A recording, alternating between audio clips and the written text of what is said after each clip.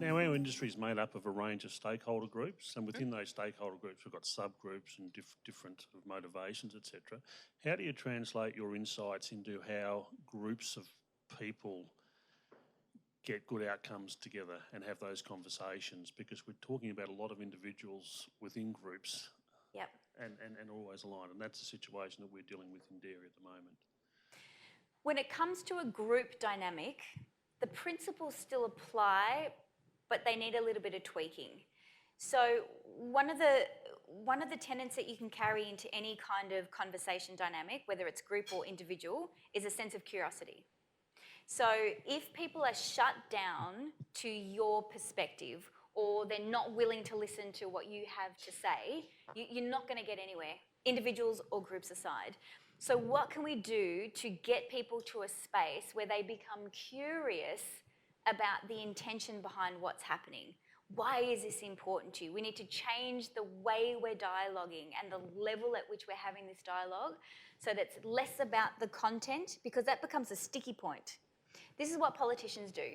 Notice what they do. So they get asked a question about the specific policy X, Y, Z, and they go, it's all about freedom. And everyone goes, yeah, good point, it's all about freedom.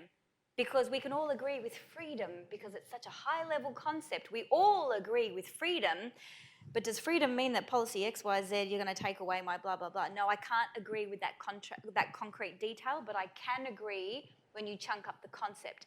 So what are the concepts we can all agree on? If we're not starting from a place of remembering, we're actually all heading towards the same outcome, I'm assuming. Yeah, you all want the industry to survive, yes? No matter what shape it takes, no matter where you end up going or what structure gets you there, your goal is to get there, to keep the industry going. So maybe it's a requirement, maybe it's an opportunity to step back and have a different kind of conversation. Why is this so important to us? Where are you coming from? Where is our Venn diagram overlapping? So I know we're not on the same path here, not on the same path here, but what that means is if we're too separated, we've shut down to each other, and as soon as we shut down, we've been hijacked, and now I literally can't hear you anymore. And now we're just shouting at cross purposes, and nothing's going to come of it.